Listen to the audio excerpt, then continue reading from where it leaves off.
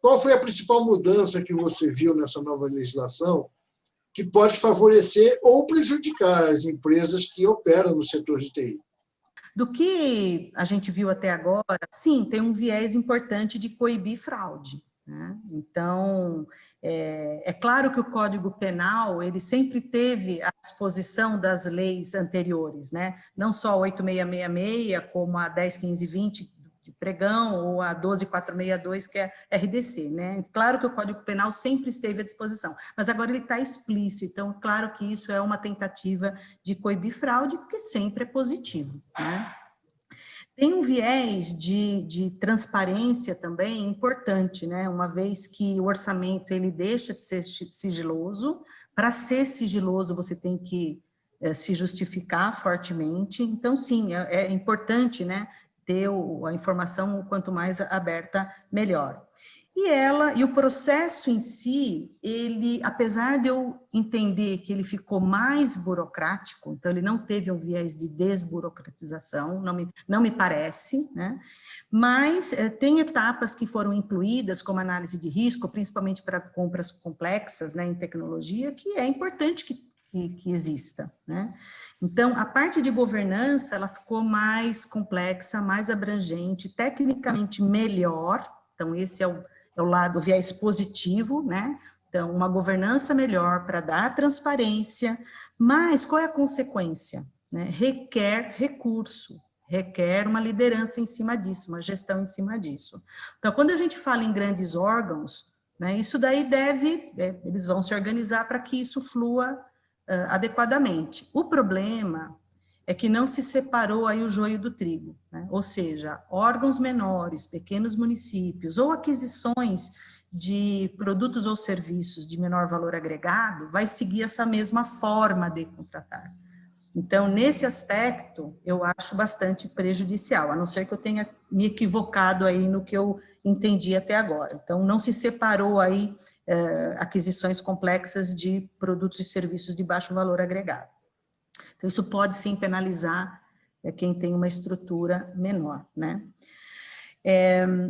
Teve sim, né, tem sim uma preocupação com a eficiência do governo. Eu acho que o Portal Nacional de Contratação, né, o CNCP, eu acho que isso é um ponto alto da nova lei, né? Claro que a gente tem que ver isso executado, funcionando, né? Certamente vai levar um bom tempo, mesmo porque os órgãos vão poder conviver com a lei 9, assim que aprovada, sancionada pelo presidente, bem como vai poder conviver tanto com essa nova lei como as anteriores por 2 anos, né? Então, mas sim, o Portal Nacional de Contratação é uma coisa que a gente sente falta, né? Os governos modernos têm isso, e minimamente vai dar mais transparência e tende a se ganhar tempo com isso, né? Claro que agora foi incluída a fase de habilitação, então eu posso independente do portal, né, os provedores podem se habilitar, também já é outra forma de se ganhar tempo. Então teve sim uma certa preocupação com a eficiência, de ser mais rápido, de usar a informação já existente, né?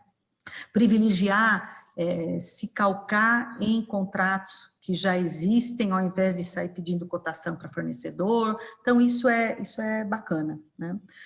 É claro que esse portal, naturalmente, vai levar, penso eu, né, a contratações mais centralizadas, e que aí você pode ganhar em volume. Então, é muito bom para o governo, né, comprar mais por menos, e produtos e serviços bons, que no fim é isso, né.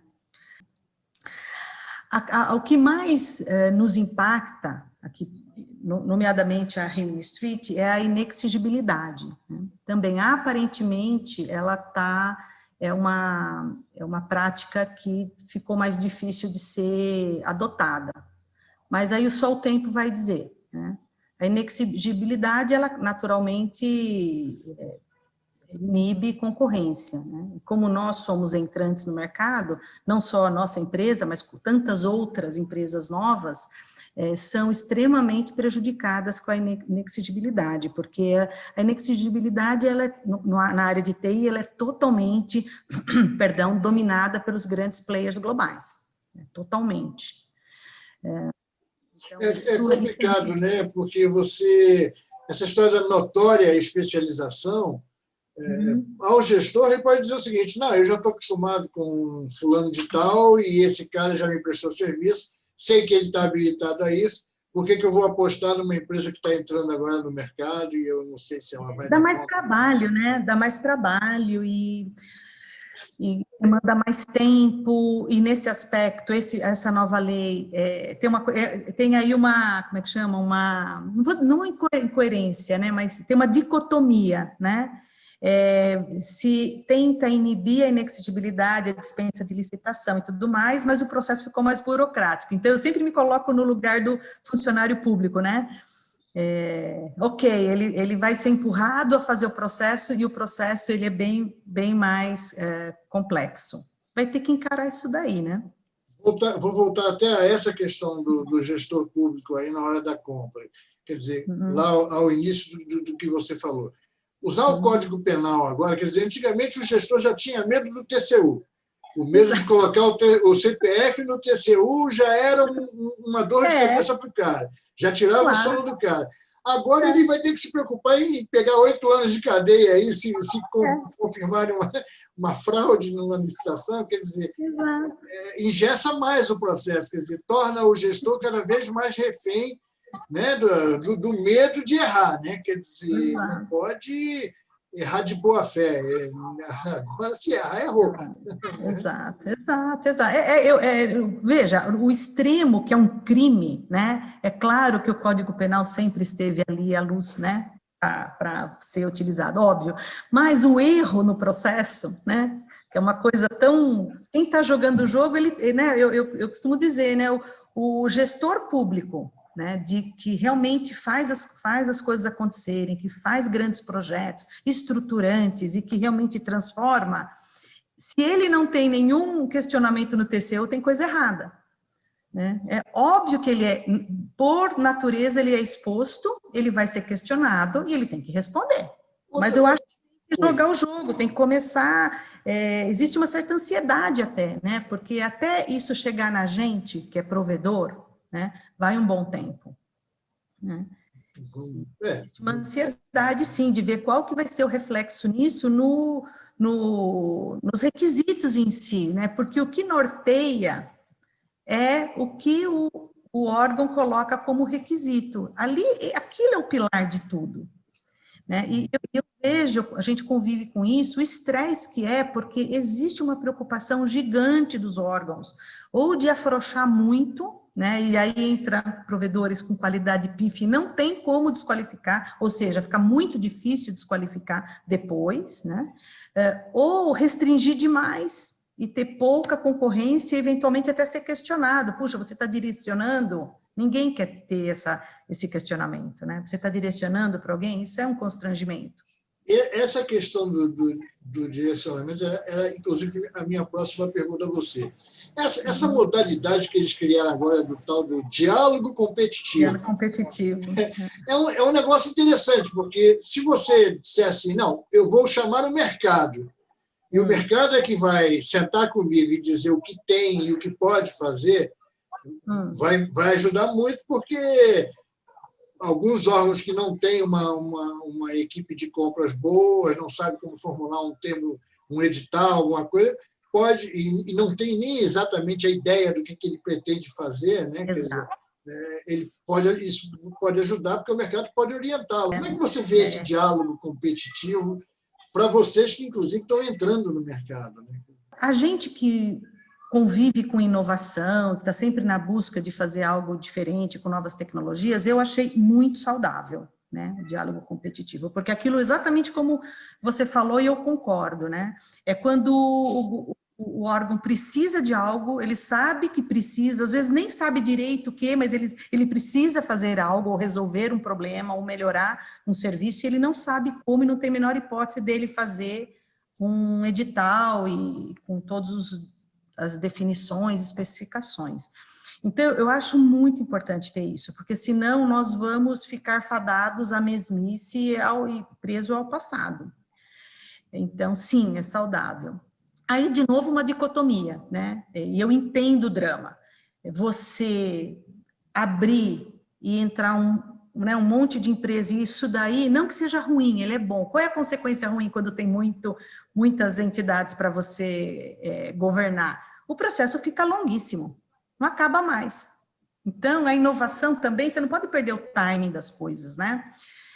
Então, e também se você chamar as empresas que você tem um conforto, você está deixando de trazer oportunidade para o governo realmente experimentar o novo, e o novo, às vezes, não é só o novo da tecnologia que é o uau, é o que é 10% do preço, porque o novo não é só a tecnologia em si que é diferentona, não é isso, puxa, mas é 10% do preço e muito melhor.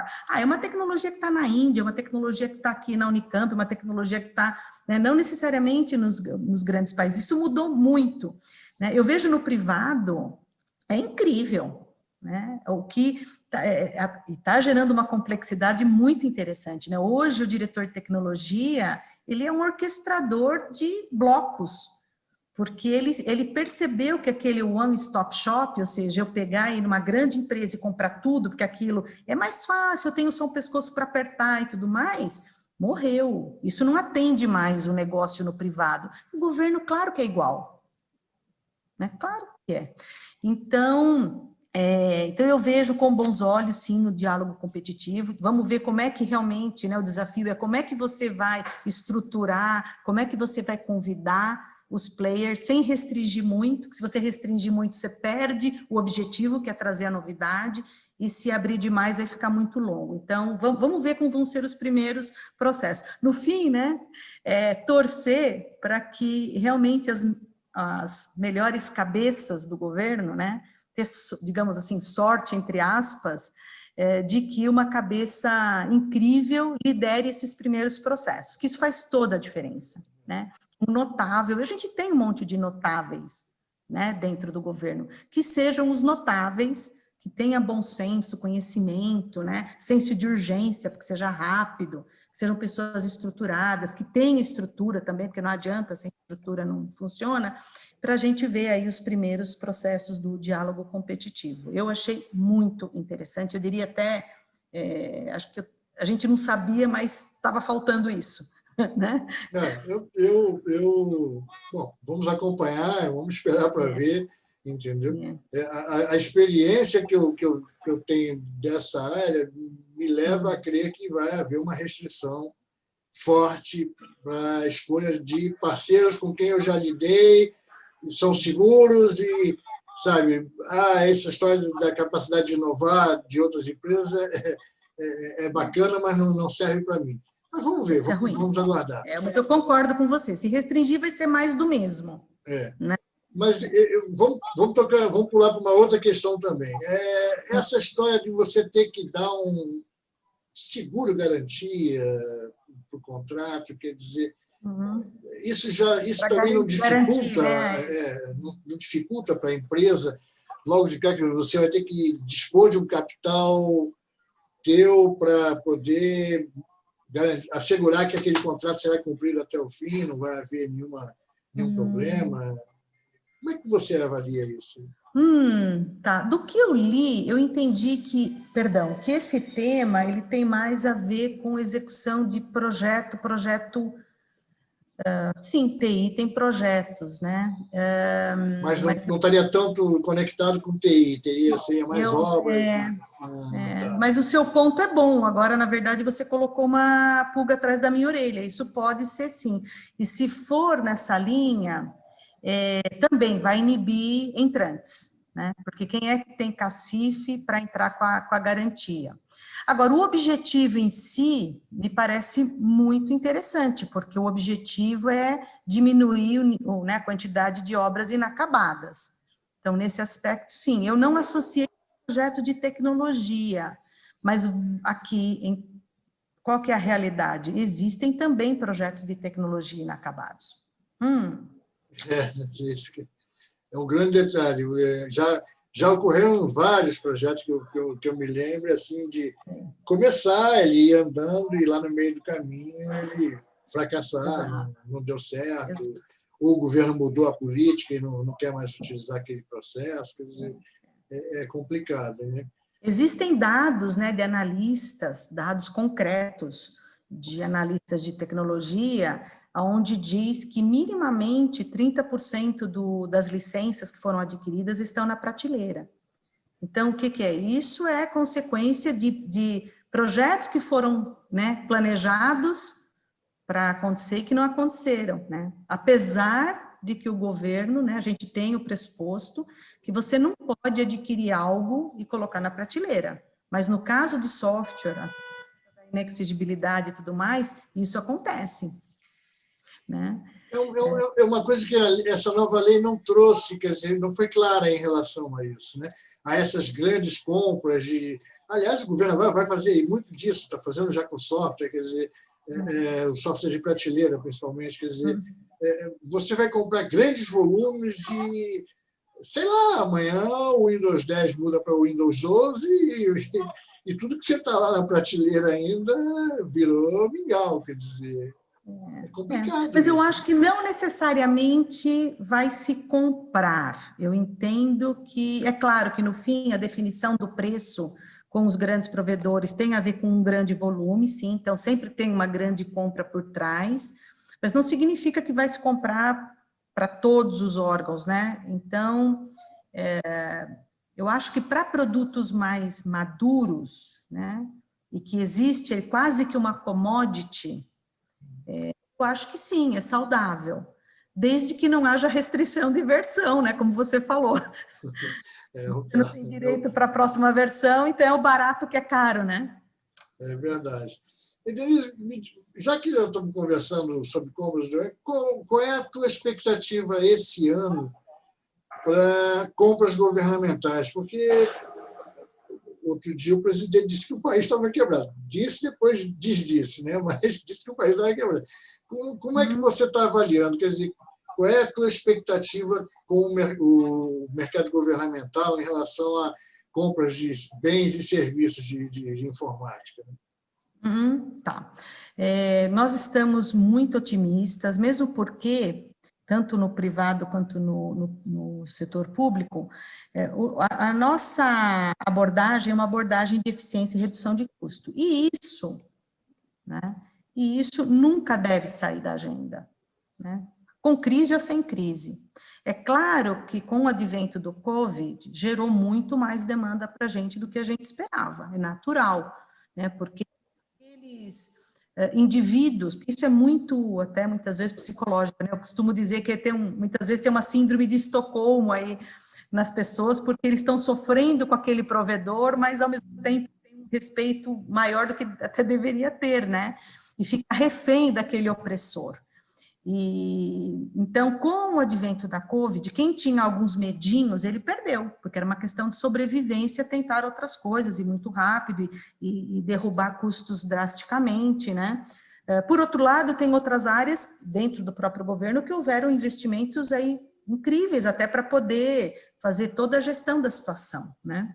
Então, nós temos ilha de excelência e que ali, sim, tem muito CAPEX, né? Não é só OPEX, então que é natural. Mas a questão de reduzir custo, né, e gastar menos para manter as luzes acesas e investir mais em inovação, essa premissa continua, né? A gente vê várias iniciativas no governo promovendo isso, nessa eficiência e promovendo o pregão para comprar serviços de suporte a software, que é o nosso caso, mas genericamente a gente vê várias iniciativas concretas nessa direção. Então, nós não poderíamos estar mais otimistas, né? Então, sim, deve haver vários pregões, né? Com a nova lei ou não, no ano de 2021. Então, estamos extremamente otimistas. Essa história do... Independente de governo também, viu, Queiroz, porque, perdão te interromper, porque, veja, o governo, o dinheiro é curto por natureza, né? A gente sempre tem muito mais coisa para fazer do que os recursos disponíveis, né? A situação do governo é confortável? Não é, mas a gente não pode generalizar, né? Tem órgãos diferentes, alguns órgãos diferentes dos outros, né? Então, a gente percebe que tem muito espaço para construir coisas importantes aí nos próximos anos. Legal, Denise, foi ótimo conversar com você novamente, agora já em 2021, né? Já conversamos em 2020, agora já conversamos. Vamos esperar agora a agenda de 2022. Né? Mas foi muito bom, é muito bom bater um papo com você, porque me dá uma visão do mercado em relação a essa nova mudança aí no processo de compras brasileiro, né? E nas relações aí bilaterais, essa coisa toda, né? E fica convidada para quando tiver novidades aí da Rimini, voltar aqui para a gente conversar mais, tá ok? Vamos sim, foi um prazer, Queiroz. Bom ano para vocês. Tá ótimo. Obrigado, então, pela entrevista. Um abraço. Um abraço. Até logo.